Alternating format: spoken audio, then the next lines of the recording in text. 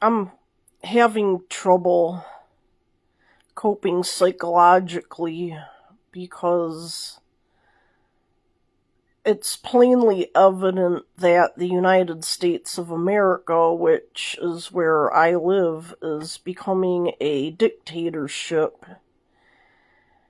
And Trump's federal takeover of Washington, D.C. is probably the most dictator-like thing that he's done.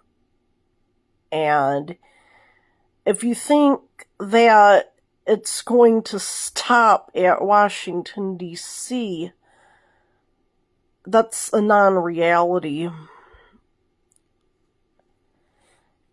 And how can we say that this is a free country when people don't even have agency to choose their living situation? Why do we have to have a bug up our butt if somebody chooses to live in a tent or chooses to live in an RV? Why are we trying to force people into a system that they can no longer afford to participate in? I mean, shouldn't people who downsize and want to live more sustainably be hailed as heroes? I mean, shouldn't there be some kind of medal for that? Because, living a traditional American lifestyle is not sustainable.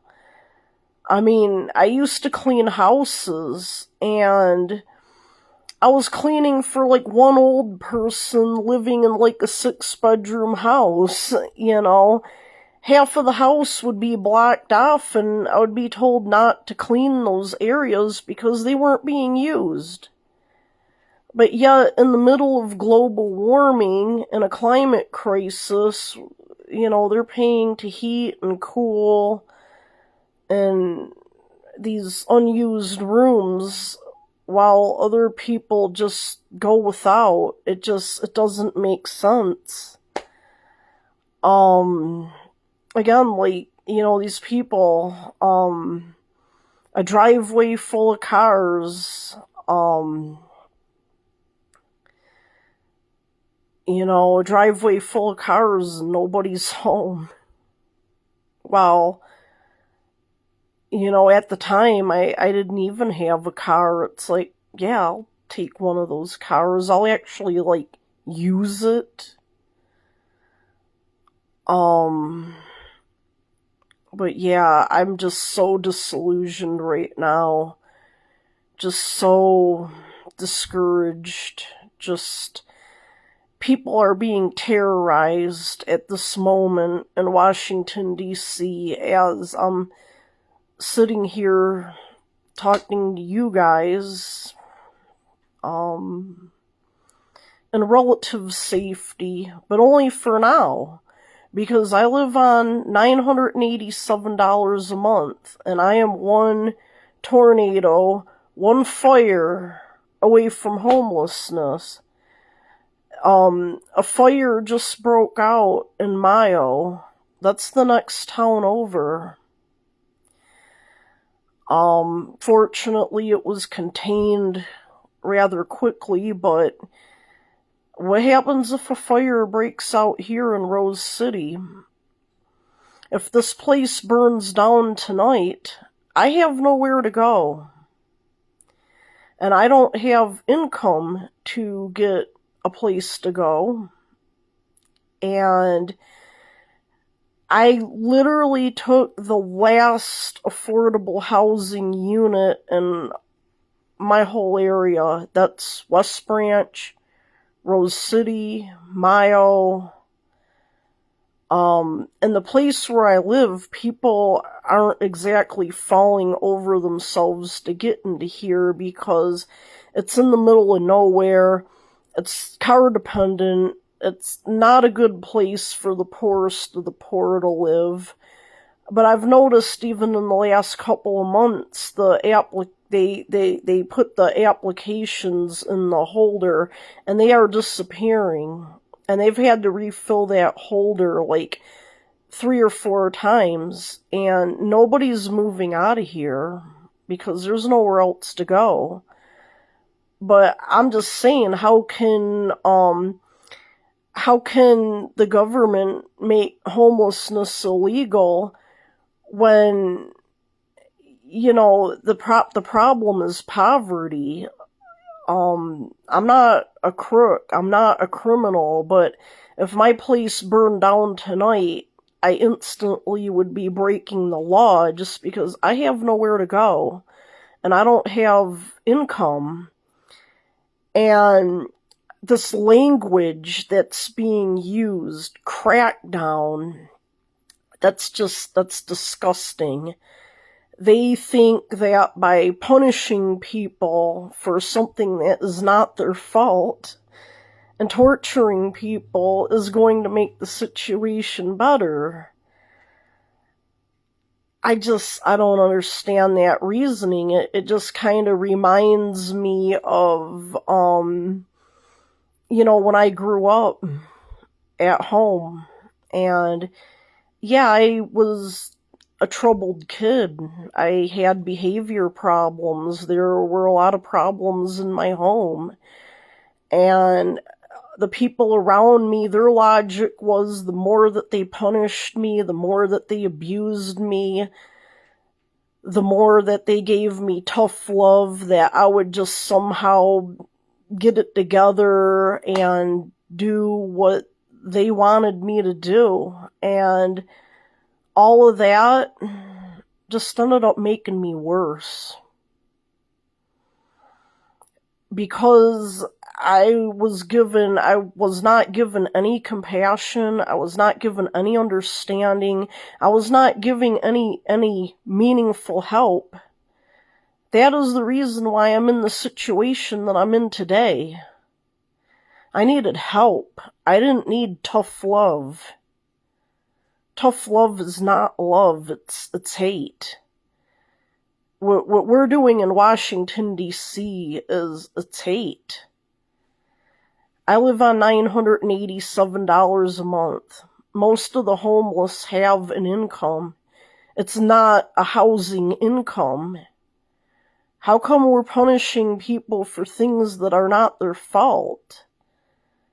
Punishing somebody with a $987 a month income is not going to make them get housed when there is no housing. And then they say, like, oh, well, you either gotta go into substance abuse treatment or you gotta go into the mental health system. How does that work for just people like me? I'm not addicted to any substances. I don't even smoke cigarettes. I don't even drink alcohol. And then mental health, I got some problems, but I don't need to be in an institution. Far from that. So, if a fire burned down my apartment tonight and I was homeless, neither one of Trump's solutions for me would be appropriate. What is the appropriate solution? And again, if we had freedom in this land, why can't people live in a tent? What's the problem? Why can't people live in a car? What's the problem? I don't understand what the problem is. I kind of feel like, this is a repeat of what we did to the Indians. We didn't like that they were living sustainably. We didn't like that they lived a different lifestyle than what we thought was right. So we just took everything away from them. We just swept them off of the land like they were garbage. And this is what we're doing to our own people and right now. Um, with the sweeps are going on in the cities, and so okay, they can't stay in the city, and then they're sending the DNR into the woods to sweep the woods, so they can't stay in the woods.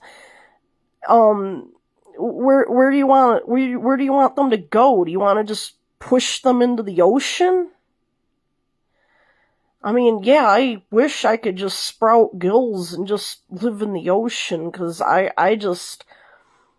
can't deal with this anymore. I can't deal with this senseless cruelty. This is not sane. This is not reasonable. Right now I feel like I'm living in one big mental asylum, and I'm the only sane one in the place. That's how it feels. How crackdowns are not going to make anything any better. Cruelty does not make people respond well. It does not get them to do what you want them to do. Help, options, and choices. That's, if you want people to accept housing, why don't you try raising our SSI checks then? An SSI check in the state of Michigan, where rents for a one-bedroom apartment are $1,300 a month. The landlords want you to have 3 times the income to move in. So the minimum SSI amount should be $3,900. Cut HUD, cut food stamps, and just give us the money that we need to live. Why do we have 3 agencies doing what one could accomplish?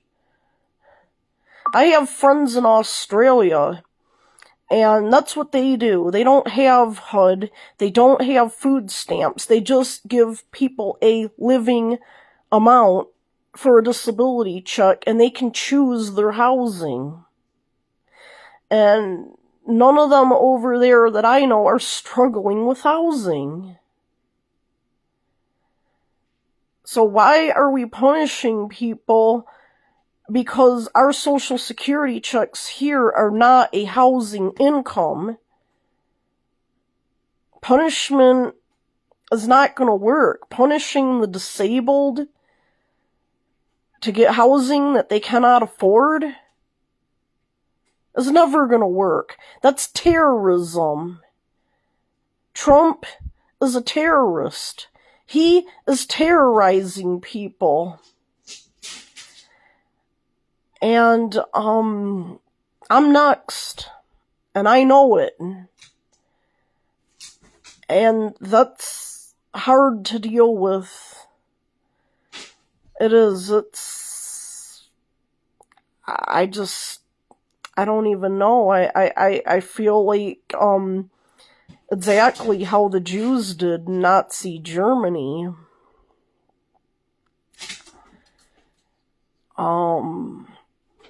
Just knowing what's coming, it's scary. And I talk to all of my, a lot of my friends, the ones with money are doing okay. The ones without money, we're all scared.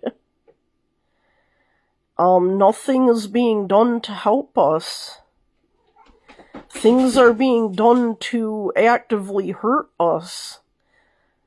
Options and choices are being taken away, by the day. Funding for programs is being cut by the day. I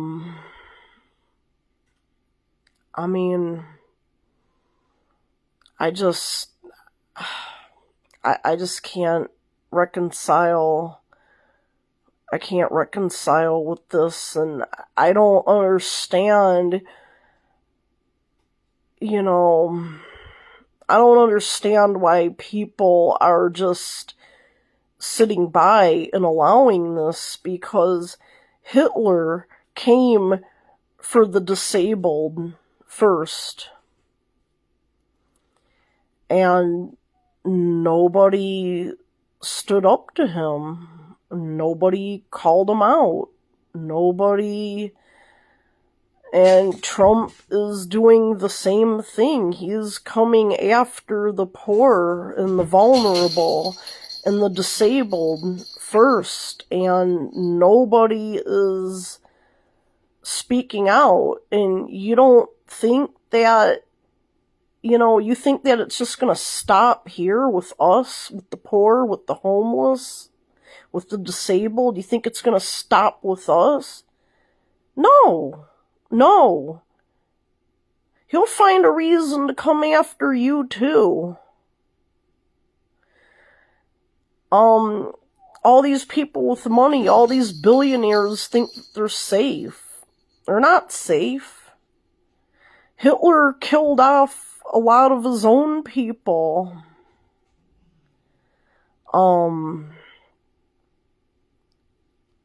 It's like, I think that was, if you Google it, I don't remember the German name, but the Night of Long Knives.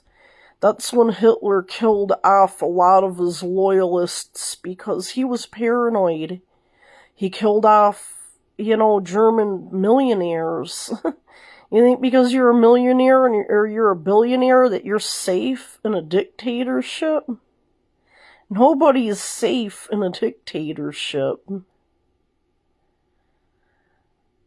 And, I'm on the front lines because I'm one of the people that, I guess they're cracking down on for things that are not my fault.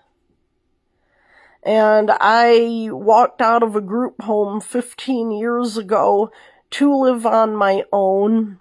And it's been hell ever since because SSI was never enough to live on. And the things that I've had to do to get by in the last 15 years are just ridiculous. Just ridiculous. And so many friendships destroyed, so many relationships destroyed. Because, you're in a constant state of need. You can't function normally on this income. Punishment is not going to help. I've had periods in the past 15 years where I've been suicidal. My case managers, would put me in a psych ward and put me, in that 72-hour hold. And when I would talk to the psychiatrist for my psych evaluation, and why are you suicidal? And I tell him that the income that I'm forced to live on, they end up letting me go because the psychiatrist says, that's, what can I do about that? You need a social worker, you need help. Yeah, well, there is no help. SSI is the help. A poverty income is the help. There is no other help. And I'm always running up a tab in the mental health system because I live on $987 a month and it's not enough to live on. Of course, back then it was $700 a month. I was not affordably housed 15 years ago. I lived on $700 a month. My rent was $500. My electricity and phone were another $100. I had $100 a month to live off of. I got out of that building barely in the nick of time because as soon as I got out of there, they raised the rent. I would have been homeless then. But on SSI, I've experienced homelessness twice already because of being on a low income. One time I was between housing because the housing that I lived in became unsafe. and I had to go. And a friend took me in for a few months until I could get housed. Fortunately, I was already on a wait list for housing. Even back then, it took me 2 years to get in that affordable building, so I was on this wait list a long time. My friend took me in, and within about 3 months, I was called for that apartment.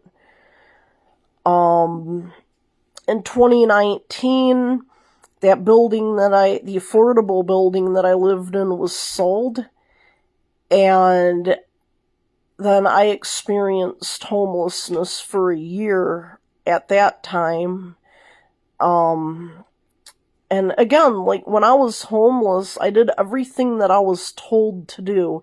I called the caseworkers, I called all the agencies, everything, trying to get housing.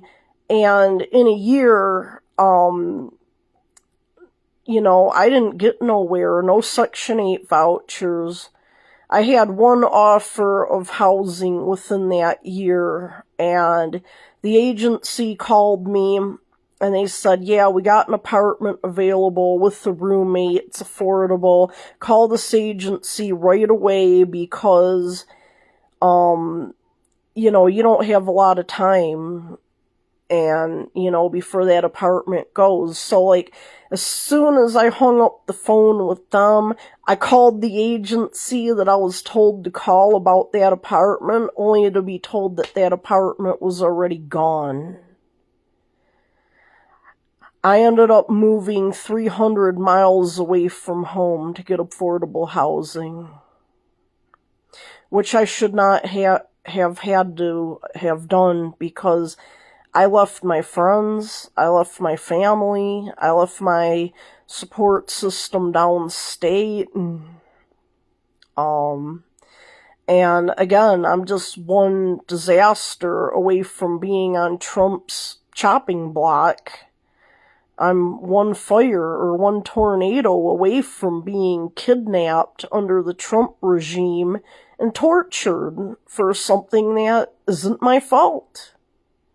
For being cracked down upon, punished for something that wasn't my fault. I feel like I'm reliving my childhood all over again. I mean, my grandma on my mom's side, she was a millionaire. Didn't help me at all. That was her logic. The tougher she was, the less help she gave me, the tougher she was on me, or whatever, that I was just somehow gonna get it together and get a job and whatever. And, and she always used to talk about her hairstylist had a son that was autistic, but she always used to compare me to her hairstylist's son.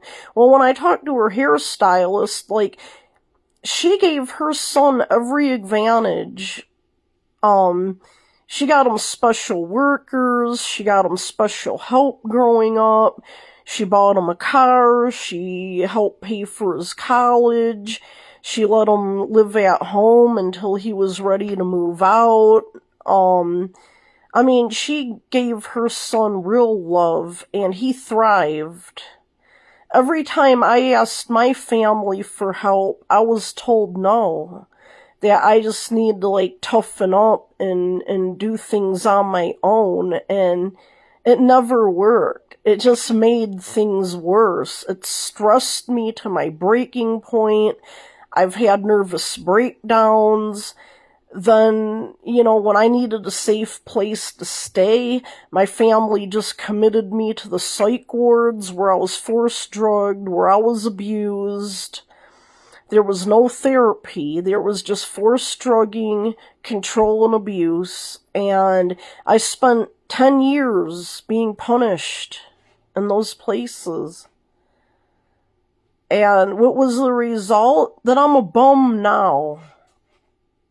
that I'm unemployable. My health has been destroyed because of the forced psychiatric drugging. I've gained 150 pounds. I'm so fat that I can't even move. I can't even stand on my feet for more than 10 minutes. You know, because instead of love, I got torture. And my grandma, that was the guardian at the time, you know, she wanted me locked up because I quote unquote had to learn a lesson. It didn't build me up, it broke me down. And to see our government have the same mentality with people, it's not going to work. That will never work. Punishing people for things that they have very little to no control over is not going to work. It's going to make them worse.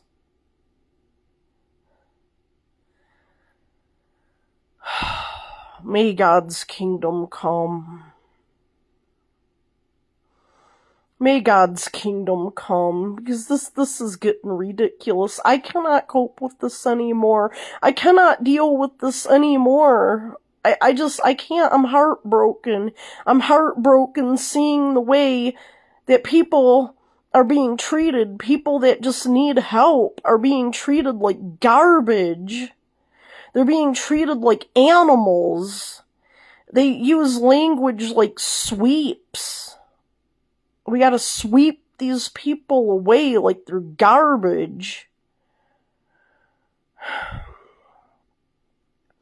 All of this while state-supported genocide is going on in Gaza. And we like to talk about Gaza. It's like, dude, the genocide is going on right here. I've read articles about this sweep in Washington, D.C., the shelters have already said we don't have enough beds. The addiction treatment places already said we don't have the beds. The mental hospitals have already said we don't have the infrastructure. We don't have the beds. Where are these people gonna go? They're being kidnapped. They are being kidnapped. They're being put in camps. Or they're being killed. People are disappearing right now as we speak. People are disappearing in this country by the moment. And we are just sitting by, doing nothing. And what am I supposed to do? What is my part? I'm trying to warn people that God's got a kingdom coming because that's the only solution to these problems. Problem is, I don't get a lot of people listening to me. And I don't know. I mean, I know that the kingdom is coming. I don't know when it's coming, though. Knowing the kingdom is coming doesn't make this any easier to deal with right now. I mean, I know that Jesus is going to break up the works of the devil. I know that. But right now, the suffering is real, and it's immense. The cruelty is real, and it's immense. And I just know that, you know, Jesus understands that you can't treat people this way. Jesus is not going to crack down on people. You know, in the book of Isaiah, it says about Jesus' rule, it says, no bruised reed will he crush, and no smoldering flaxen wick will he extinguish. Well, you know, what does that mean? You know, people that are getting beat up by the system, you know, are like bruised reeds, or like a candle wick, like about to be extinguished. You know, Jesus is going to extend compassion to people. He's going to extend love and help and options and choices. Everything that we refuse to do as a society right now. Because Jesus understands that that you just can't punish people into making them do what you want them to do without giving them assistance, help, options, and choices. Now, if you extend to people help and they still don't want to change, punishment's got a place. But should it be the first resort? No. Never. Punishment is the last resort. That's why, like Jehovah says about this system, he's like, I don't desire any to be destroyed, but I desire all to obtain to repentance. He don't want to punish people. That's the last resort. I just can't, I just can't cope with what's going on. The Bible said about Lot living in Sodom that it tormented his righteous soul. That's exactly how I feel. The things that I am forced to witness day by day are torment. This cruelty, to see people be treated like this, to see people support it and think that this is okay, is torment. It makes me not want to be here anymore. I don't want to live in a world like this. I can't live in a world where human beings, like human life, doesn't matter. Where human life is not treated with respect.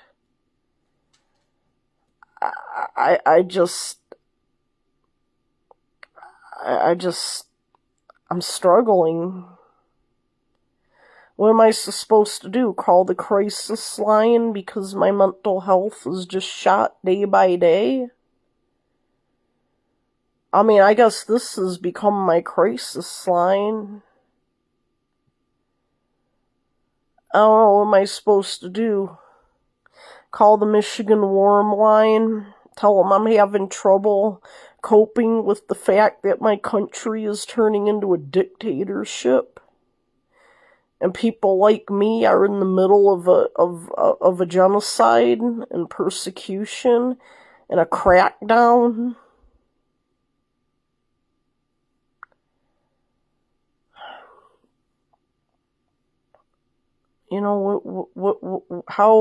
How exactly am I supposed to handle this? How exactly am I supposed to feel?